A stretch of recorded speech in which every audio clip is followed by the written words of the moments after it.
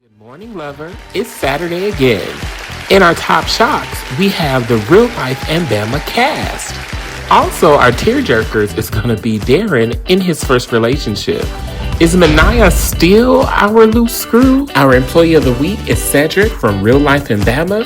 And in a new segment, Ressie G is in the clouds. Saturdays just got better with your hosts, D'Angelo Hernandez, Oaklyn Jonas Galloway, and CJ Waters. Welcome and welcome back, everybody. This is the morning after the exclusive web reality morning show. We are so happy to have you back. We are so happy to have you here. We are excited to get the show started. As you guys see, we have a full menu for the week, so let's get straight to it. Let's talk about Top Shop. It's time for Top Shocks. Alrighty, so for real life Bama, our top shock for the week is that this episode three, was the first time that the full cast had come together for a full scene. Now, it was a little interesting to me because we had seen smaller groupings of the cast together. We had seen all of the newbies get together. We had seen Kwanzaa get together with a couple of the guys and things Mhm. like that. So it didn't click to me at first that this was the first time the entire cast had been in one room. What did you guys think about that? And that style of presenting the cast. How how do you guys feel that layout went? Actually, I thought that it was a little strange because we are in episode three and we're just now finally meeting the full official cast. I don't know if there was a thing where they were testing people out and some of those people dropped off because I know if you pay attention to the first and second episode, there was other people around, right? And then we get to the third episode, those people are no longer there. So I think when I interviewed Cedric last week, he did mention something about those people fell off. So I'm assuming that those people fell off, and that's going to be their cast that we seen this week. Okay. Yeah, so I was actually curious about what happened to the other people. So I think that's where I was kind of confused at because I thought that was the official cast, but yeah, plot twist. Yeah, Yeah, That's what it nice, goes. nice plot twist. I definitely thought that it was interesting, but I think that the group that they finally did put together in the last scene was uh, a pretty good group. I think it's interesting. Yeah. I'm excited to see what they're going to bring for the rest of the show. But with that being said, I kind of want to leave that alone and move on to the tearjerkers because I want to jump back to the beginning of the episode. Alrighty. So for the tearjerker this week, I want to talk about Darrian because he's opening us up to his first relationship, and I think that it's very adorable. But it is a little interesting for me. I'll get to why in just a second. CJ, let me start with you. How did you feel about it being his first relationship and what he's showing us so far of it? So far I actually like it because it shows that he has a supportive boyfriend. For him to like, be so involved and invested in his future, that says a lot about their relationship. So that's how I think about it. And what about you, D'Angelo? I was happy to see the dynamic of him actually bringing his relationship onto the camera, and letting us actually get a chance to see, him in his relationship. He said that it wasn't necessarily his first relationship. He said that it was just like his first like being in, I guess, like being with a man and like them actually saying they're fully together. So he's messed around, right? But as far as like making it official, this is his first time. I thought that was cute. Um, I was a little curious though because he did state that he was bisexual, and I'm wondering, did he state that he was bisexual because of, like when you first come out, that's what we all say, right? Because it's an easier blow to our family, and then we're still like kind of trying to figure ourselves out. So I was a little confused, and I wanted to get more into depth about that. So hopefully we're able to see that play out on the scene because I do want to learn about his bisexuality. Yeah, for sure. I want to see some more of that as well and see where that ends up going. I did think that it was Mhm. interesting that that one that they were so deep in 4 months in because at the point that that scene was filmed, they were coming up on celebrating their 4 month anniversary, Mm-hmm. and by the time they shot the confessional, he had said that they had been together for a year. So I'm glad that it's still working. One. But I thought that it was interesting that they were so deep in and so involved, like they were full on in love after 4 months, and then that he felt comfortable bringing him on camera in such a fresh relationship. That might just be me being in my mid 30s, being divorced, and that just might be me being triggered. But I thought that that was interesting, but I am glad it's working. I do think that it's cute that he's so adorably happy, though. It's so cute that he's so adorably happy because you can see he melts him. Um, Shaking it up though, I want to scoot on over to the loose screws because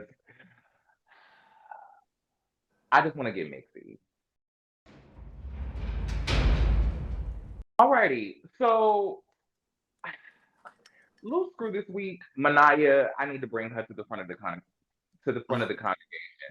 for a chat because I just thought that it was so interesting how sensitive being about the whole comment that Sedrick made about season one being boring. That she was so sensitive about it that she kind of missed what he was saying about her carrying the season. It wasn't necessarily her that was boring; it was the cast as a whole that was boring, but she was carrying the show. Starting with you, D'Angelo, did you get what I got from that, or like, what was your reaction to that interaction between Manaya and Cedric? The interaction was very interesting. Like I said, especially since the interview that we had and how he said everybody had kind of like squared everything away and everybody was kind of fine since filming. I think that Manaya may have felt it a little. Manaya might have felt a little weird because I mean she is the OG returning, right? And then for her to like show her life and to do her big one and then come back and then have someone say that it was boring, she may have still felt like, okay, well, did I not give enough, or what did I give? Because as you see in her confessional, she referenced back from season one a lot, right? So that lets me know that she looked and watched season one, and then some other stuff she probably didn't like. So I think she's trying to change from season one and be a better person here for season two. And I think just getting those negative critiques and still hearing them, I think that makes her feel a certain type of way. But I think that if Manaya takes a breather and take a beat and actually reads the room and listen to what the other cast members have to say, she will come out a lot better. I just think that she hears one word and then she just goes versus actually listening to the whole statement. 100%. What do you think, CJ? I felt the same way. When I had seen the clip of their interaction, I felt like she misunderstood what he was saying. Like when he said the show was boring, I feel like she took it as if he was talking about the whole, like the cast member of the show, like everything. But what I feel like what he was trying to say to her was like, yeah, she did her big one, like she did what she was supposed to do, but the show as a whole, like itself, taking her outside of that was boring. So I think that's where the confusion came from. Facts. I thought that it was interesting the way that Kwanzaa and Manaya both put into perspective how, because Manaya was basically the focus of season one and she was like the center of it, and it was a lot, Mhm. focused on her and her personal life, how she kind of like took it personally because, you saying season one was basically saying my life was boring. But once Right. again, he clarified it and said it was the cast as a whole and not you. And then on top of that, he was right because, to my recollection, isn't she the only returning cast member from season one? Um, I know the other I can't think of her name, but I know the other trans girl. She appeared. She did like different like pop ups, but I don't think she was our main cast member. Um, but she actually wasn't at this main cast event either, so I don't know if she's a friend of the show still or what. I don't know. Mm, It's confusing. I think they should have just showed the cast from the first episode, and then I think we wouldn't be going through this confusion that we're going through right now. fair enough. I just wish he wasn't being so damn sensitive about it because at the end of the day, like he literally told her to her face, "You did your big one. That was what I said. I've been saying that the cast as a whole was boring." And then she, like you said, read the room. You're the only person from season one that's back. Yeah, you did your job, babe. You're back. Like he was right. The cast as a whole was boring. That's why you're the only one that's back because you carried the show last season. Like proof pudding. Here we are. You know what I mean? Mhm. But shout out to you, Manaya. I just want you to just like, girl, you're the main girl on the show. Like, just stand in it. You don't got to be sensitive about it. Like, what you gave was enough, babe. Um, speaking of, I want to go and scoot on to the employees of the week because speaking of this conversation that Cedric and Manaya had, Cedric is my employee of the week. All Okay. right. So the Hmm. reason why I'm giving Cedric Employee of the Week is because I love a multifaceted cast member. I love somebody who can incorporate their hustle or their chase or their business into their personal life and then incorporate that with the other cast members and, give us multi layers of their story at the same time. I always think that that makes you stand out above the rest. So seeing him put together his podcast, was interesting for me. I love that he was using it as an outlet and as a space for him to speak and use it as an outlet because he can't usually say the things that he wants to say. I also love that he had friends from his past there giving their opinions on it. Like these are friends that he's had for years and years and years. That just kind of spoke to a consistency of character for him. And they also gave a viewpoint on the backstory that he's trying to tell on this podcast. I thought it was very interesting. Um, yeah. And then on top of that, on the messy side, him standing on what he said with Manaya in front of the group and then pulling her aside to have that conversation, I thought was very boss shit. I thought it was very great. I thought it was very cool the way that he did it because it wasn't like, him arguing with her, him coming at her. It was very direct. It was very simple. It was like, look, this is what I said. This is what I stand on. I'm he addressed how she felt and kept it a buck at the same time. So, Mhm. what are you guys' opinions? Starting with CJ. Um, yeah, so I feel like he handled that very well because normally you will see like people from other shows they will like literally crash out. But for him to like pull her to the side and be honest with her, that is I love that. I would say kudos to him. Good job. So grown. Good job for you. Thoughts, D'Angelo? For me, I was definitely happy like to see him definitely pull her to the side, communicate with her, kind of just let her know where he was coming from, in regarding to the statement that he made. I I don't want him to address this anymore.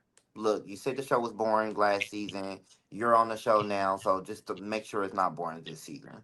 That's pretty much where I am with it. Just to be completely honest. I hope Other than that, I think he did a good job showing like his family, his friends coming along. I thought that was a really good scene. I am definitely here for the podcast. Can't wait to hear it, and can't wait to review on your podcast as well. we likewise. I can't wait to see what he has going. I thought that the name was really cute too. I said it, and Cedric, I said it. I thought that was cute. Um, so yeah, congratulations to you, employee of the week. Keep it going. Keep showing more. Keep developing. Keep doing the things of the things. We are gonna take a quick commercial break, but then we're gonna come back with a new segment, and you guys are gonna join us in the clouds. Stay tuned. Alrighty, we are back, and we are here to introduce a new segment called In the Clouds, where we're gonna have, people come on and address things that need to be addressed, people who need to be answered, questions, things of that nature. And our first guest coming to the pod, coming to the show, is going to be our CEO. Ressie G is going to be joining us because he's going to be clearing some things up, addressing some things because our last two episodes have been quite explosive, especially episode two. So, without any further ado, bringing to the stage our director, our CEO, our Lemuel plumber, Ressie G. Alrighty. Good morning. Welcome to the show, Reese.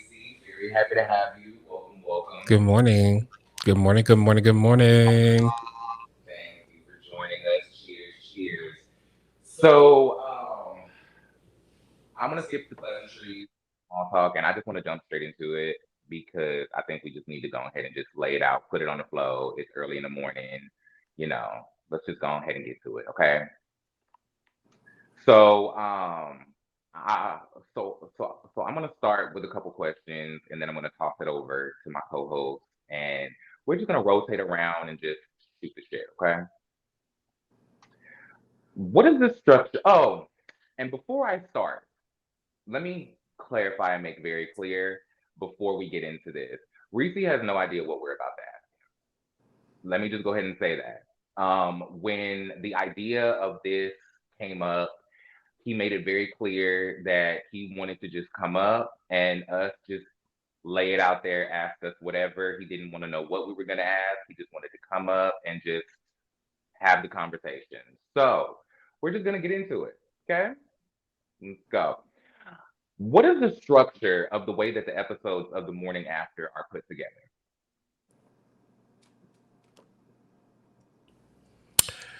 So thank you guys for having me. Good morning. Um, and I also want to add to that people have made comments saying, I thought Risa wasn't doing any panels or anything like that anymore, but I did say I'm not jumping on anybody else's panel. I'm going to be on panels on my own platform, which is why I'm here. But your question was, What's your formula when putting together the episodes of the morning after? How is this show constructed?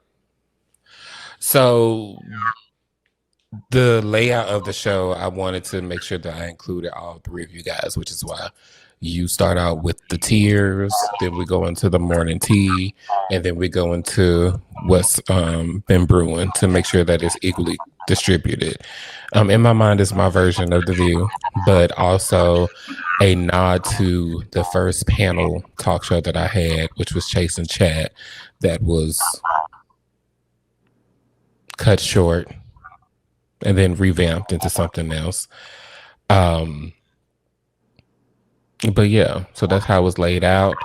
Um, Everybody is responsible for their particular segment, and yeah, that's it. And then I coach you guys or produce on whatever needs to be. Thank you for that. Let me follow up with you really quick on that.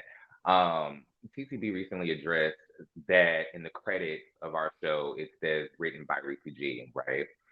So I want to clarify exactly what that means and ask you, do you or have you written anything that we have said in the show in regards to the opinions given on people or platforms? And what do you exactly mean when you say written by Ressie G? So when I say written by, I guess I mean honestly the credits will be modified because I mean everyone has contributed to the layout of the show. Um as far as I mean, I try my best to, which I'm not doing anymore ever since all the hubbub over these first two episodes, but I try my best to make sure that because I am who I am, because I'm doing what I'm doing, I already know that people are going to try and pull it. So I try to make sure that people know that we all make sure that it's not like a bashing session on anybody or any particular brand because they're automatically going to think what they're going to think. But yeah. So I mean, as far as like writing and formulating the segues and things like that, yeah, I definitely do that. But everybody contributes to the layout of the show. Okay. Let me toss it over to the end.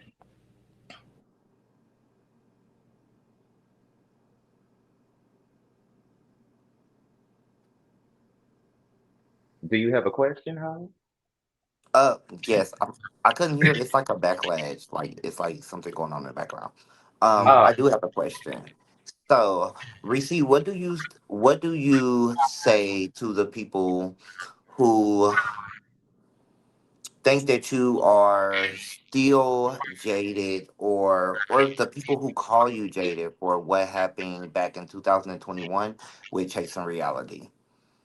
What is your first, what is your viewpoint on the people calling you jaded, quote unquote? And then why do you feel that people feel that way?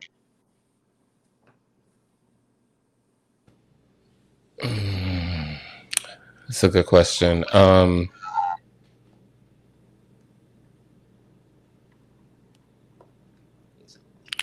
For me, I think that people are just gonna say that I am jaded, period. They're gonna say that I'm bitter, period. Because it's fashionable to go along with the masses.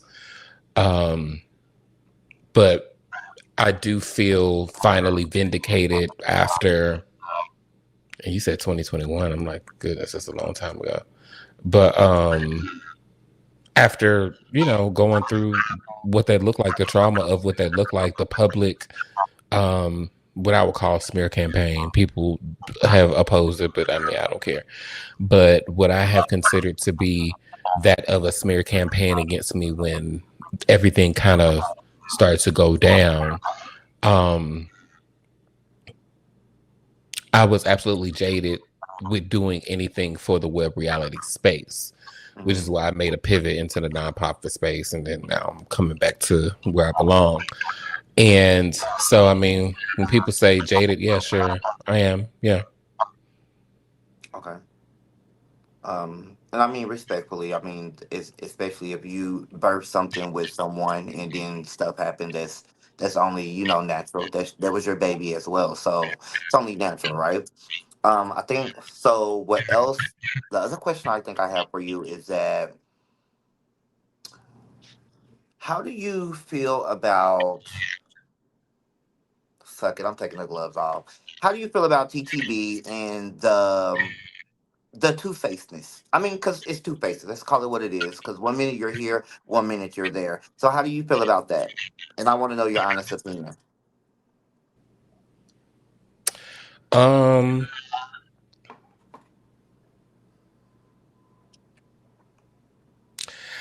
I'm not surprised by it, to be honest. I'm just not. I've kind of gotten to a point where now I've gotten used to being a headline or something like that. Um, it is what it is. Um, that was a good question too, but I mean, overall, I consider it to be two faced. I mean, somebody may look at it like that, but I mean, when you want to keep peace with the key player in the game, I mean, I get it. Of course, you would sacrifice the smaller dog for the bigger dog. I mean, I get all that. Um, just because of the conversations that I had in front of the cameras and behind the cameras. So it doesn't phase me now. Hmm. At the beginning, when it first happened, for the first time, that I felt kind of like, oh my God. Um, I was a little hurt, but now I just kind of let it roll off my back. Okay. Um, Yeah. Well, and then I have one more question, I guess. So, Mm. because we keep hearing the thing where everyone is saying web reality is dead, right? There's only one show that's doing web reality right now. In your honest opinion, do you feel like web reality is dead? Because for me, I don't think it's dead. I just think there's other things that we can talk about. But I think for the majority of the part, everybody's talking about one thing. So, how do you feel? Do you feel like web reality is dead? And then I why? think Also, hold on, that wait, hold on, because it's a two-part question. And why do you think we got so much pushback for saying web reality was dead when someone else stated that it was dead first? so for me, do I think that the web reality space is dead? When I think of the word dead, I think of lack of innovation, like new ideas, fresh ideas, and like a camaraderie. Um, the reality space, the web reality space went from being a place where you can come and put yourself on and then potentially prosper from it. And now it just seems like an opportunity for people to come and be a baddie. And when I say be a baddie, be popular or popping like the girls do when they get on that show, when they get on Baddies and the Zeus networks and now this TVs, because those are, it's immediately gratifying to get those clicks and views and numbers and stuff. And for me, I think that people have this, I kind of live for it in a way because it just goes to loyalty. But I think that people like to lean on or play into the only reason Ressie is able to do this is because of the people that are on his side. It's not on merit, it's not on talent, it's not on anything like that. So if y'all have an opinion about something, oh, Ressie told them to say that. You know, that was something that I saw that I was it definitely irritated me because I'm like, one thing that I do is I always empower my talent on every production I've ever done. The people have always given me my things, and they will forever give me my things, even though you have people still getting up on platforms and lying about me. I only answer questions, but I can go on to do other things and have a conversation without mentioning certain people, and then certain people can't. I'm a part of the reason why they are here. So, yeah, I mean, I think there's still room to bring the web reality space back, quote unquote, because it's just like when you try to censor talent and not let them do this and not let them do that because you're being petty or you're being vindictive. I don't like that. So even when the situation happened with us wanting to interview the Chase and Orlando cast members, to me, I don't understand why you would hinder the progression of your cast members. I don't get that. I don't understand why you would try to combat a formula that's worked that I created for your brand and it worked. It works for them to do press. I don't get that either. It's like you're continuously fighting against wanting to have a streamlined process. I don't know why you're fighting against having more connectivity amongst the other vloggers or whatever with your cast members because that brings revenue. Y'all still ain't, there is still no advertisers. So it's exhausting. It's really exhausting. Go ahead. Okay. CJ, I'm gonna roll it up to you. Do you have any questions for Mr. Ressie G today? I do have one question that I do want to ask. So we all know that you used to be a part of Chess Reality. Um, so what I want to know is, the things that you knew then that you know now, what would you have done differently, or is there anything that you would have done differently? Yes and no, because for me, I love everything that I've gone through because it's definitely taught me a lesson. But there are things that there's not many things that I would have done differently. Maybe like one or two. Literally, maybe one or two, maybe three What's the throughout my list? entire. Well, I mean, one is how I ended the season 3 reunion. Um, I would have definitely not done that. Two would be how restrained I was during that time. Like when I used to do press and interviews and stuff, I didn't tell the whole truth. I saw part of the truth, but at the same time, I was protecting others with not fully telling the truth, and it ended up by me in the ass. Um, and dating anybody that I was working with would never do it again. So, hmm Okay. Okay. So, do either of you guys have any other questions? Because I have a few things I would like to address. So, before I dive in, I want to make sure that I distribute the floor equally amongst my co-hosts. I would like to address something.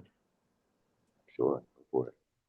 I think the first thing I want to address is to definitely say that no one's giving anybody a script here. We all have our own very much opinions. We are all very opinionated. And Reese take everything that we say into consideration. And if it's something that's too far left, he definitely pulls us back. Even if we want to go left and read a bitch down, he still allow us. It makes us have grace for some people. Also, I would like to clear up because I seen on TTB Live, he mentioned that I said something about Endario's dog.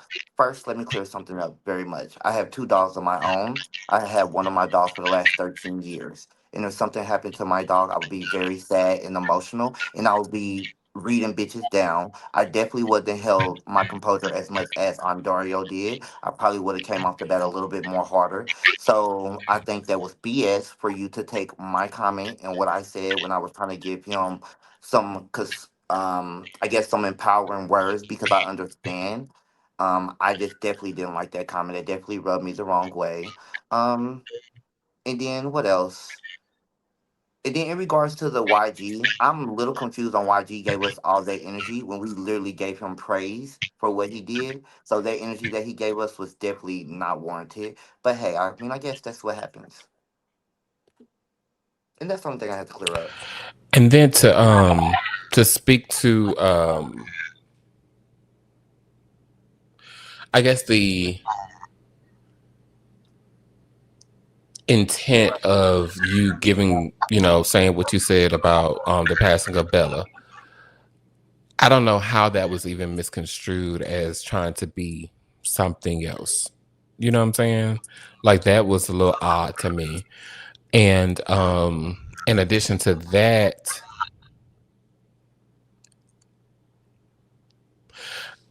I love how people think I'm so calculated. I love how people just think I'm so calculated. I just sat down, thought of, oh, let me create a panel show so I can tell them what to say about the people I don't like. With your three new That best friends. Don't forget. three. And Miss Deborah, I think it was the name that was given to parallel to me. But y'all, I promise you, I don't have that much time on my hands. I don't deal in plot and I deal with blessings. And just because it just so happens that these things are talked about, because we're looking at the web reality space. And that particular week, the winner of the attention was the one that used to bash me on having too much attention. So Get into it. when you try, I mean, I'm just, I mean, if I'm being 100%, but I mean, the formula works. And so for me, I promise you, I take no interest in trying to bash one person, but looking at him last week or that week, it was bad. So of course, this was something that we had discussed talking about, and then as a producer, I'm going to empower my talent, but that lady looked bad. Okay, so I have quite a few questions. Like, well, not quite a few, but I do have questions that I would like to get into. Just, you said you wanted to address everything, so I decided to get into my bag. Okay, so we mentioned on episode one that no chasing talent was allowed to interview with us, right?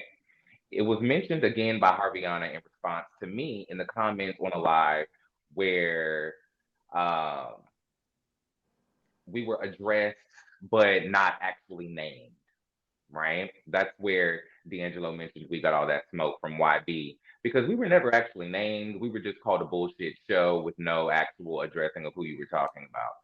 So, I want to know what were your instinctual thoughts on learning that No Chasing Talent was permitted to interview on the platform?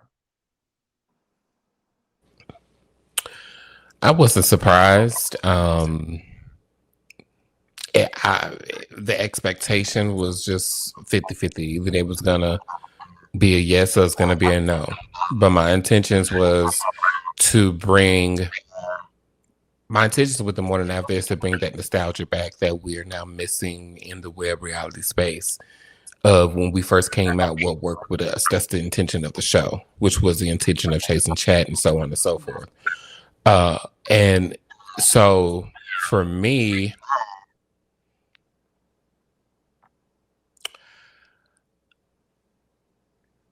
my initial thought was, okay, I'm not surprised.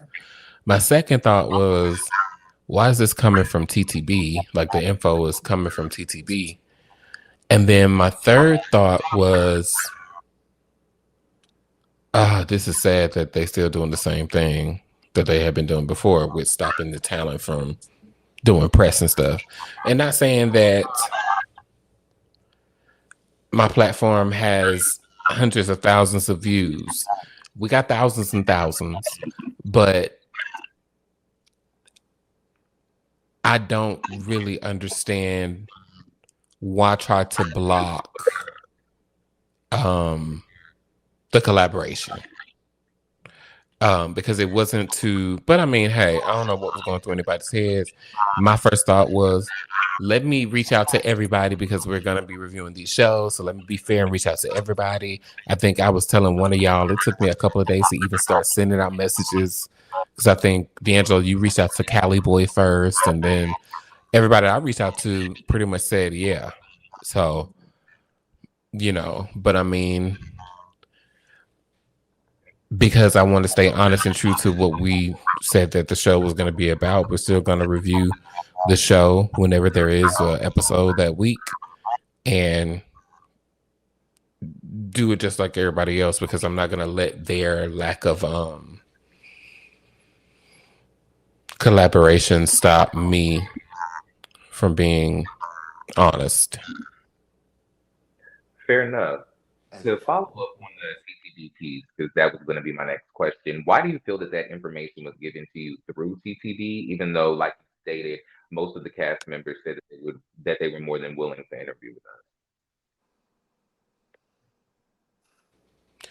us? Because I am a person that's always talked about backstage, behind the scenes, via text message groups and all of that stuff. So I'm pretty sure when either myself or D'Angelo reached out to one of the Orlando cast members mentioned it to maybe CTB or somebody on their production team, and immediately it was just a turn up of the nose and just oh no, because even YB ended up telling me in a conversation that that Ondario had said, basically paraphrasing, F that B, I'm nobody going up on her raggedy ass platform or some shit like that. I got the recording or whatever, but I just really wonder what's up with all the hostility. You know what I'm saying? Like, I'm good. I'm really cool on all of y'all. So it's just like, but I don't want anybody to continue to try and put a damper on this new show that I've created in collaboration with y'all. So that's my problem, because I don't want to have to go back to the old Ressie G that's going to have to go live and start tacking them down. I don't want to do that, but I will. Okay. I want to move away from the mess for just a minute. We're going to come back and address some of the things later, but I do want to step in and just talk to you for a minute. In your opinion, what is the most important thing you've contributed to the web reality space so far?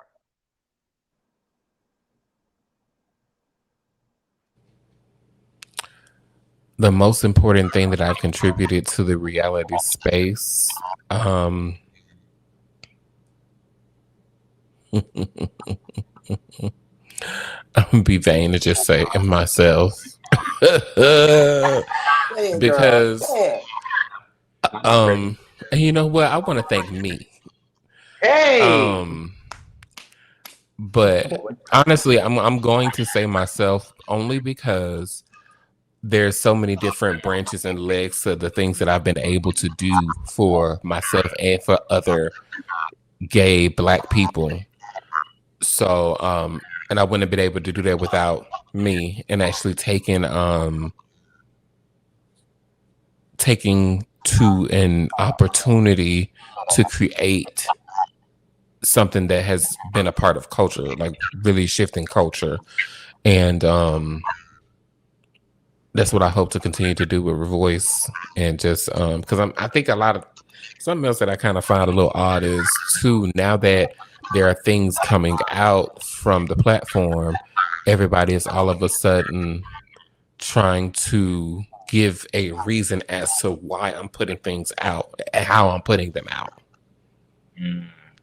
And I'm just like, mind your business and let me do my thing.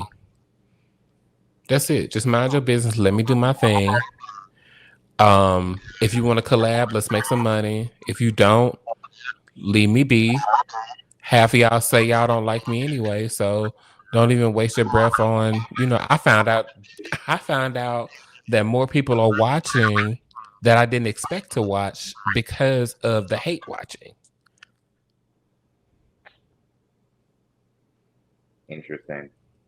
Let them feel the money. Okay. How do you plan on differentiating your work and your perception or approach as a producer with your upcoming ReVoice projects from the work that you've become legendary for with Chase and Reality?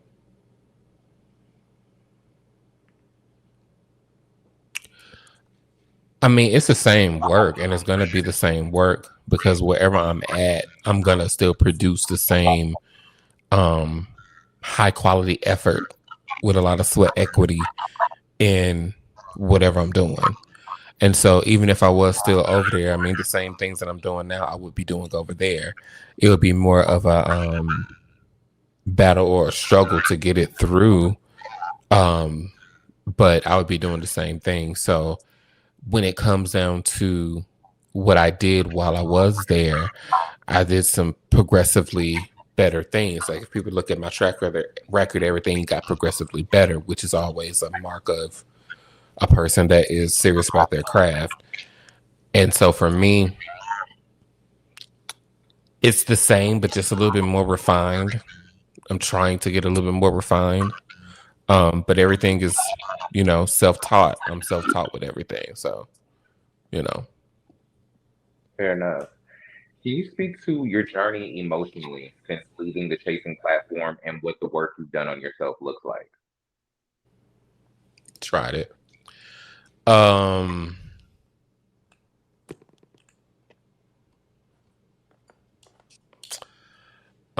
It was a lot of bullshit, of course. It was very stressful. It was mourning the death of a part of me. It was, losing friends. And then after I felt like I had been kind of worn all the way down, here you come plastering all these reminders up. And then when I try to silo myself from it, just by unfollowing some of the people that follow each other, then it's another wave of fire. Ressie unblocked me, we got a problem. Then when I defend myself on certain things, it's always felt as if I was just fighting swimming upstream, but I mean, I get through it. I'm good. It's whatever. I channeled that energy into my activism over the last 2.5 years. So I mean, I kind of got it out, and now it's just belts to ass time because I am tired of people putting their mouth on me, and they still have not done better than what they last did. Like that to me is that's crazy. I agree with that. What are the criticisms you've received over your career that have impacted you enough to actually make change? I would say crazy enough, one of the biggest critiques that I got, which was it was a read, but it resonated with me. Armand Wiggins was in in the comments of a live that somebody was talking about me or whatever, and he was like, Shawnee O'Neal would never. And I was just like, to be compared in company. Love it. And but that told me that I needed to be able to handle myself a different way, on camera and off camera, just in a different way. I had to differentiate, which I believe I came to do very well. So yeah, what was the question again? Screaming. Let me specify that just a little bit. Have you seen any validity in the criticisms of the morning after so far?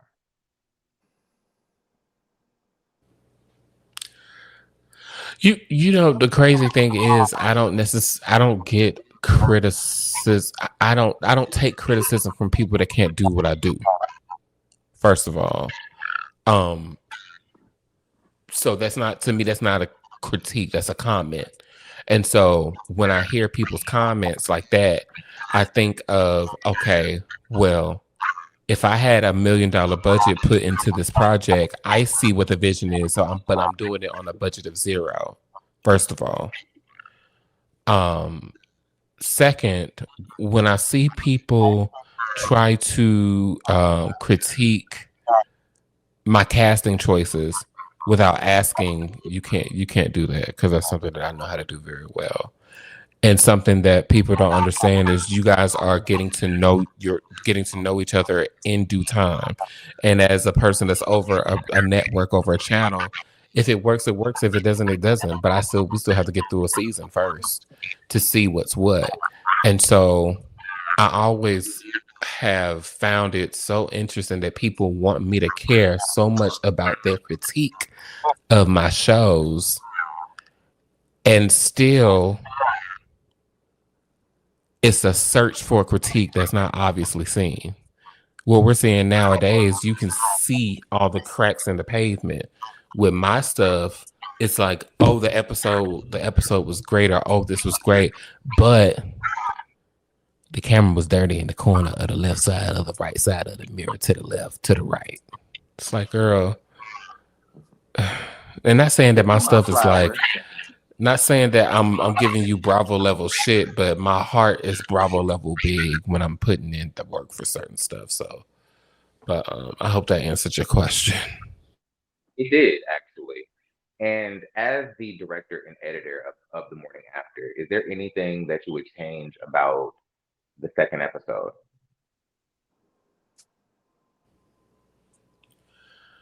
Not necessarily change, but I did, like I said, when I think we were in the comments on the Harviana's YouTube channel, I am no longer going to tailor what y'all say or how y'all say it. Whatever the intent is and however it is, this is what y'all do, this is what y'all feel, this is how it is. As long as it's within the level of integrity that I produce with, then fine. Like, you know, what you were initially gonna say when I read it, and we tweaked it or whatever because I didn't want it to seem like a bash session. I'm not doing that no more, and it is what it is, because I think now people are literally trying very, very hard to pick me apart through anything that I do, because they don't have the luxury of seeing me once a week on a camera anymore. So you don't know what I'm doing or how I'm doing it. So the next best thing is Ressie's not even on camera with Ressie does the voiceover. So y'all would rather talk about me and then say, oh, this is just bashing Ontario, instead of listening to what the people actually said about him, because it actually was pretty uplifting, or trying to actually inspire, which is, regardless of what anybody thinks, I'm always going to still be down for him because we do have history. But yeah. You recently announced the casting of your new ensemble show, for the network titled Business and Pleasure. Do you have or have you had any fear or hesitation when it comes to stepping back into that specific space? And what made this project the right project to actually not only put out an ensemble show, but take that chance to come back into that realm again? I think that it's time for me to, well, first it's all about me. First of all, it's all about me. I want to challenge myself to do another ensemble cast show and show the growth of the continuation of what the Chase and Dallas cast would be doing, where they're at, what their life would look like, which is why it's not about what they're aspiring to do. It's about these people actually in their aspirations and trying to balance life with that, which I think is an aspect that we don't see in Black gay men, because somehow people just think that navigating as a Black gay man is so different from that of a heterosexual person. So that to me is gonna always be a mainstay and a goal, with uplifting and pushing up us, because I don't see it in mainstream media until I get to that mainstream media level where I can take my creations that way, or even still do both. I'm gonna still try and push us up and do that. But I mean, I still want to do like a ratchet type of thing too.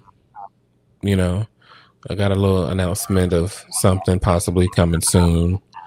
So now there's TV going on. Yeah. Now there's TV. Yeah,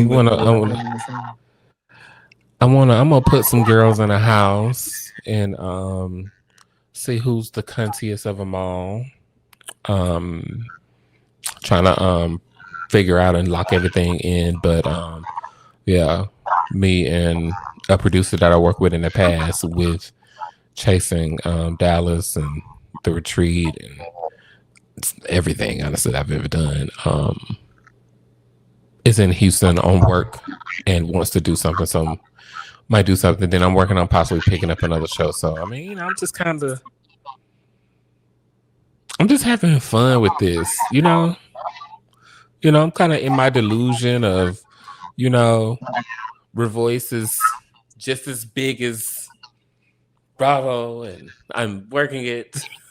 I'm just having a good time because I feel like the time before I shifted into the nonprofit space that I was doing this producing stuff, that gap right there was just so it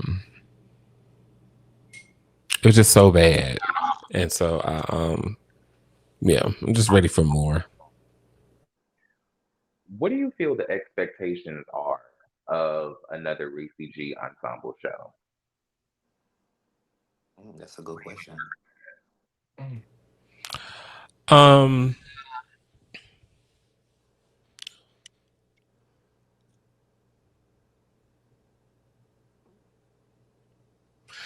Honestly, I don't really think that people really have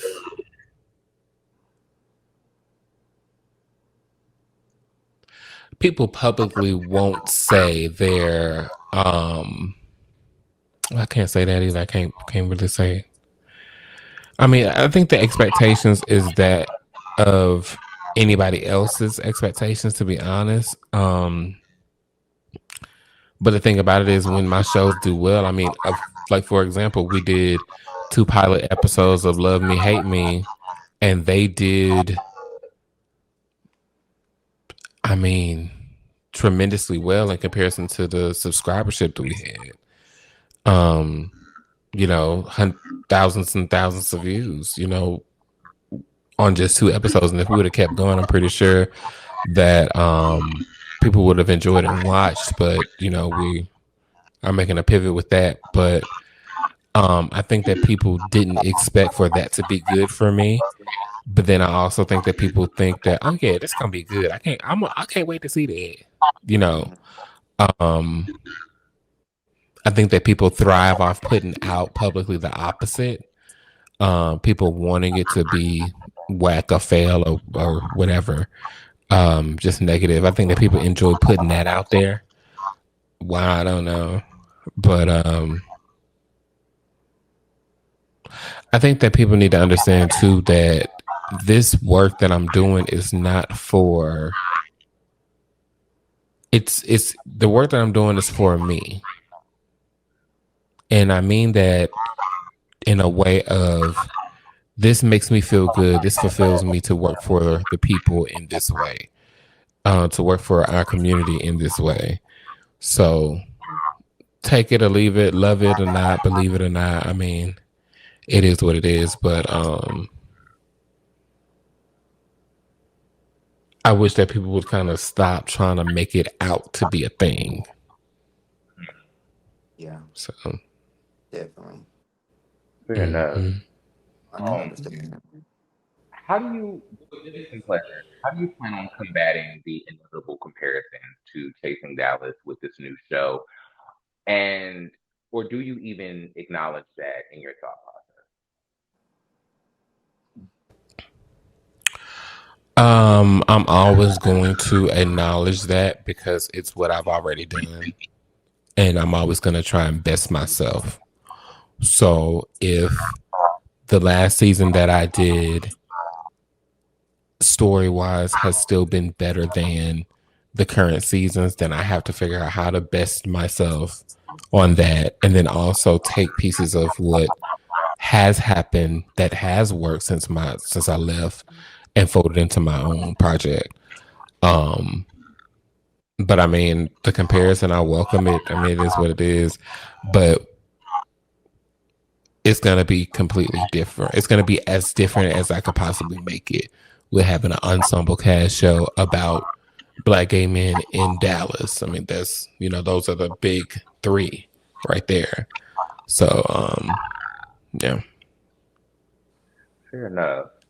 I have two more questions, and this is just specifically speaking to the things that transpired based on the last episode of The Morning After.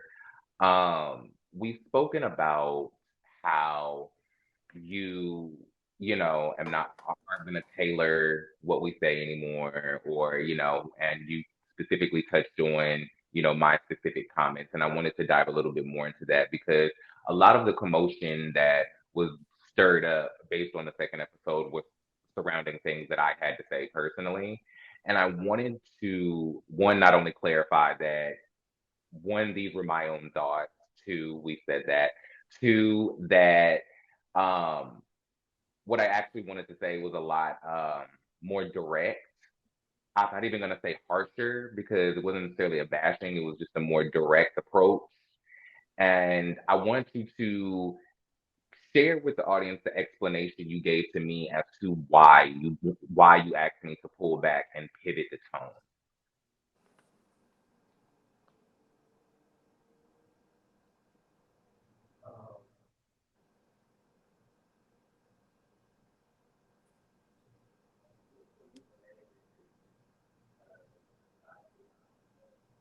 Hold on a second. Can y'all hear him? No. Sorry, I was on mute. The main reason that I wanted you to kind of tailor it or angle it a different way is I didn't want it to come off as bashy towards Undario because I'm trying to avoid as much of that mess that people are going to create as possible.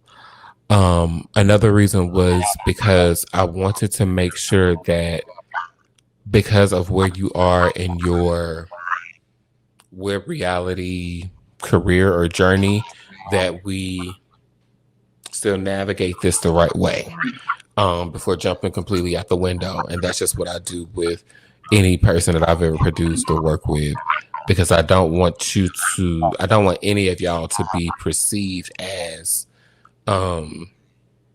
something that you're not, just based off of one idea of you.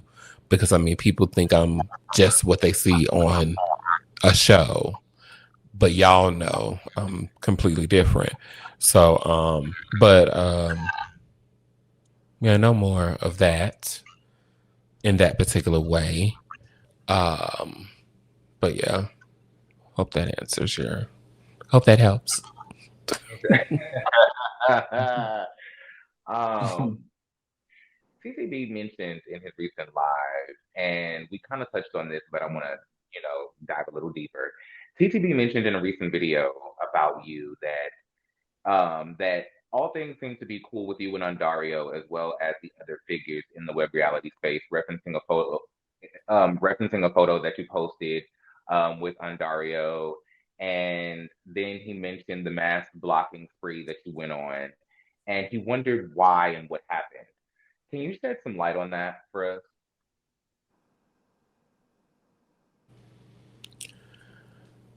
The shed some light on the blocking spree. Um, Yes. So yeah, after the into that and just how you came to that space and why you feel like they got the perception of like, oh, you just went and blocked everybody out of nowhere. Like you just up and dipped and took your cookies and left the sandbox. basically. I always find it so interesting how people just think that I do stuff out of the blue. Just I wake up one day and I just want to just do something. But I sit back and I watch what these people say. I watch how these people move. I hear the conversations that where they talk about me.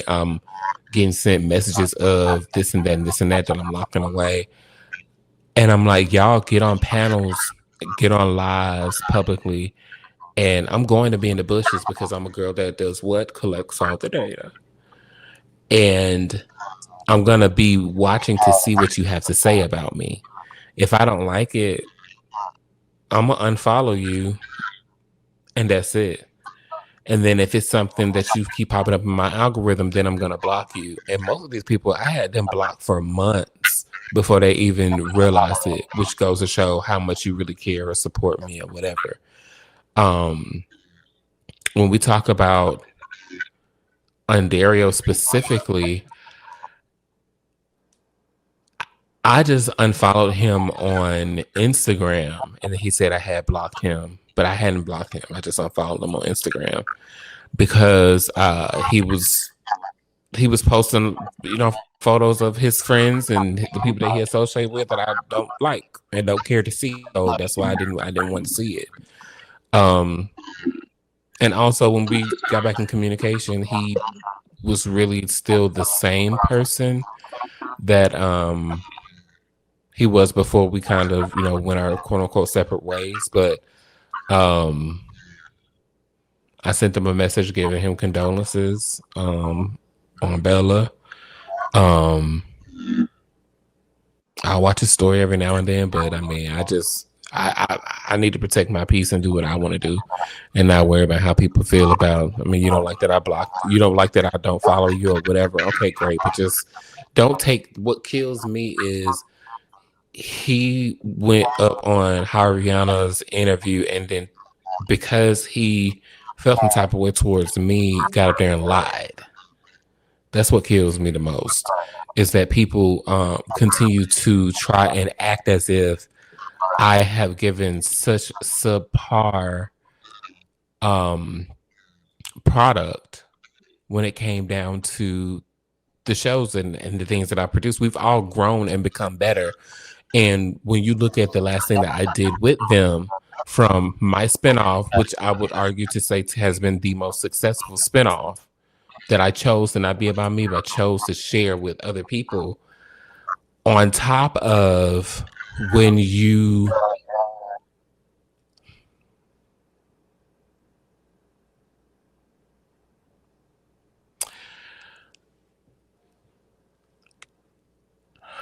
I mean, I don't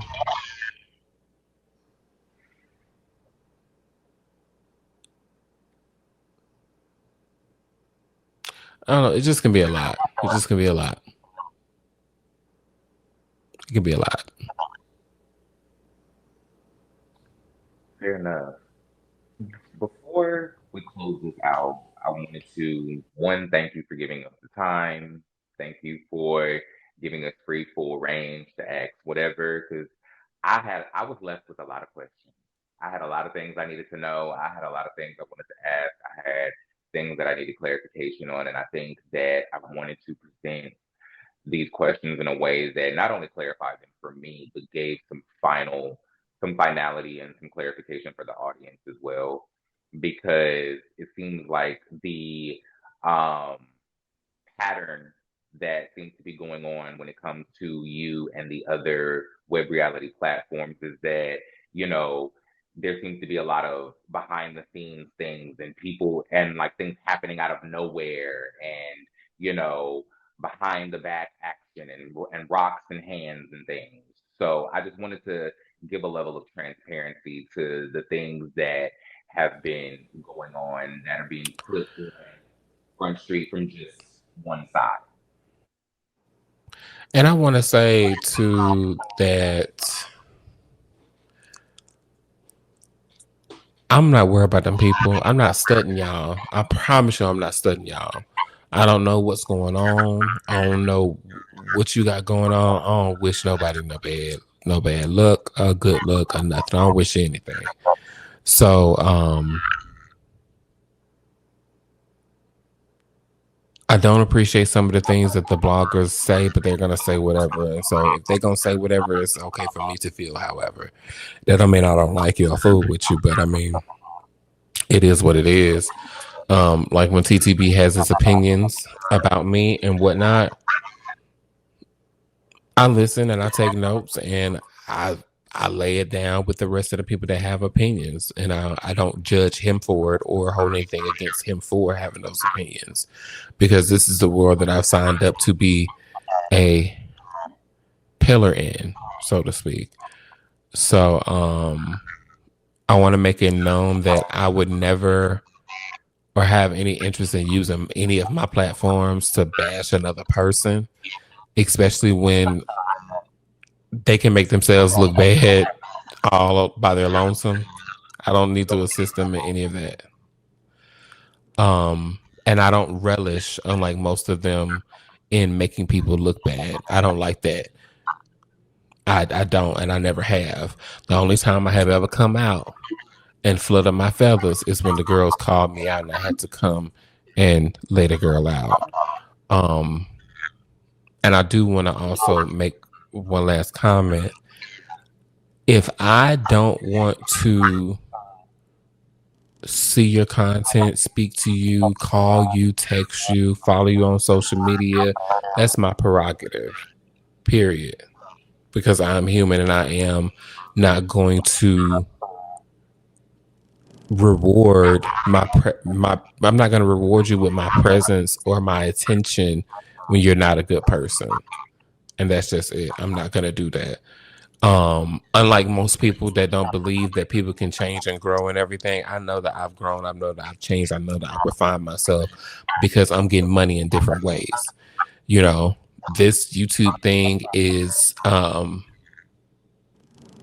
iron sharpening my iron. Me working with people and trying to help them aspire to be more versus take credit for something. I've already got my credit. The girl came in 2017 and stormed and shook y'all up for 7 years straight, and now almost a decade, and for most of this I ain't even been on TV, and y'all are still pressed. Like a panini. You're doing the same. You know what I'm saying? And so, I mean, people even gonna watch this video and feel like, oh, this was all scripted and laid out and Ressie told them to say da. I really don't care. What I'm gonna say is I'm gonna still continue to produce and better myself. Maybe episode 2 was a badly produced episode. I'll take that. Maybe it was. So now I know moving forward, produce better episodes. I'm always going to best myself to better myself. And let that be it, because the formula worked one time and it was recreated, and now I have it in another way that I'm trying to recreate. So yeah.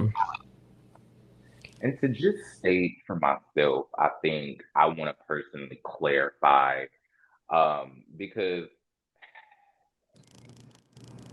I want to really give the intention on my perspective when it came to Ontario in the last episode, just really quickly, because I know I said that one that what I originally was gonna say was harsher, that the tone was pulled back and da da da da da da da.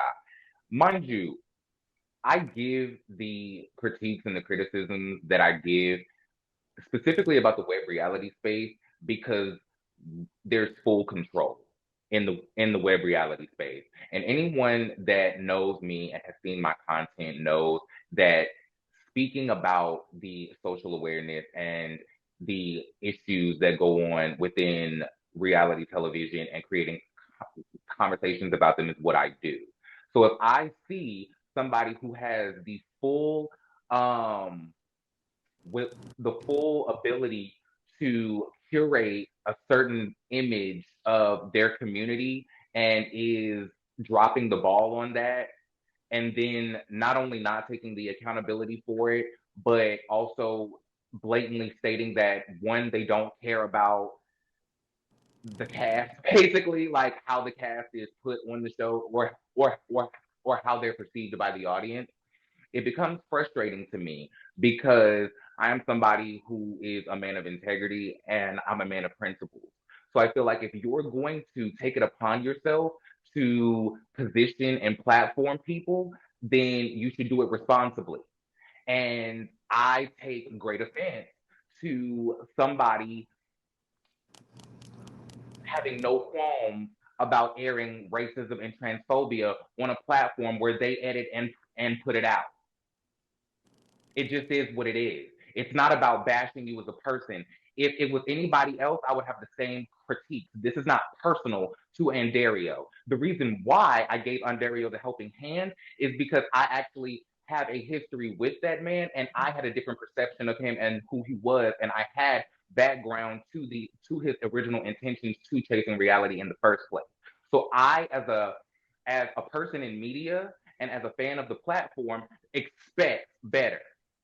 And I'm going to say that. It is what it is. It's not about and just because the time for me to say that happened to be the week where you got on multiple platforms and showed your ass, has those two things are not mutually exclusive because like I said, it's been a couple years where this pattern of behavior has been developing. And now we're going into a third franchise in a row that is going to have some sort of problematic storyline because in the teaser for Chasing Atlanta, there was something that I heard that was a little iffy. So it's like, when is somebody going to say something? Now all of a sudden I'm bashing the man because I expect you to actually take pride in your work, put the episodes out on time, not air trans women getting jumped, transphobia, people spewing racism. Oh, so I'm wrong for that? All I'm saying. That's all I'm saying. If you're going to be the proprietor of a platform and take the ownership and take the accolades that come with that, you go to the Boss Babes every year and sweep these platforms and do all of this and do all of that. If you're going to bask in being the housewives and the Bravo of the web reality space, then you need to take the accountability and the responsibility that comes with that.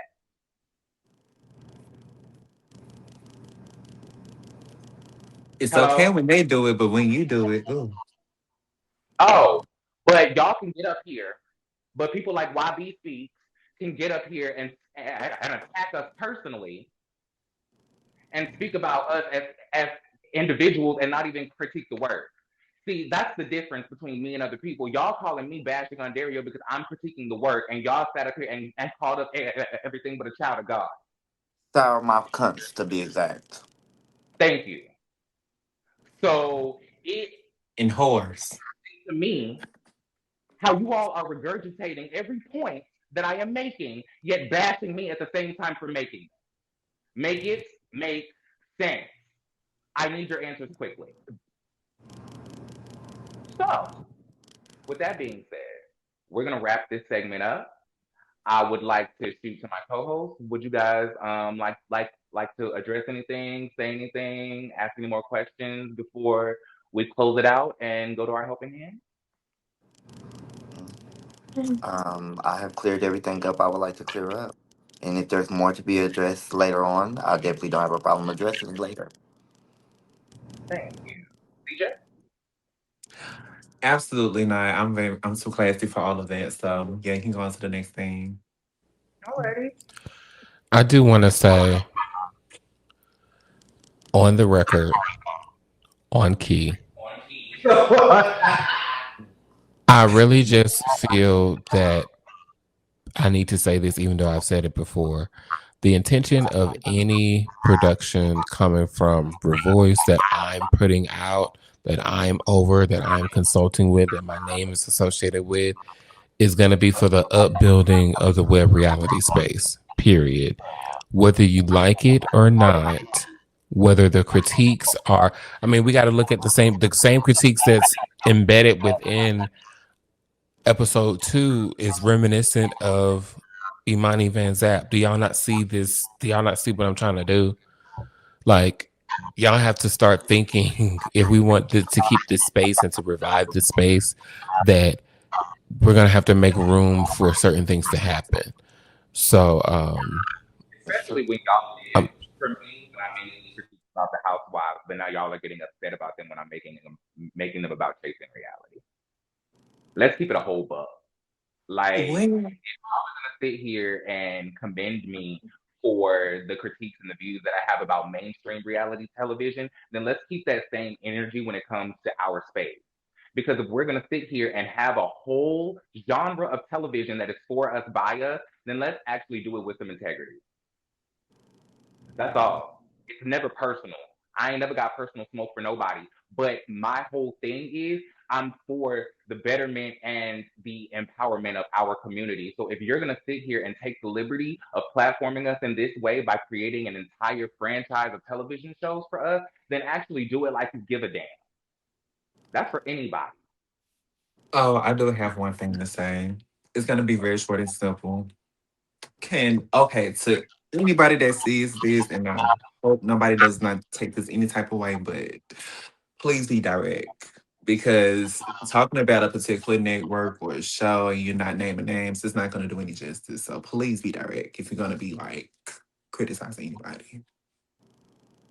That's it. On that note, we're gonna head out.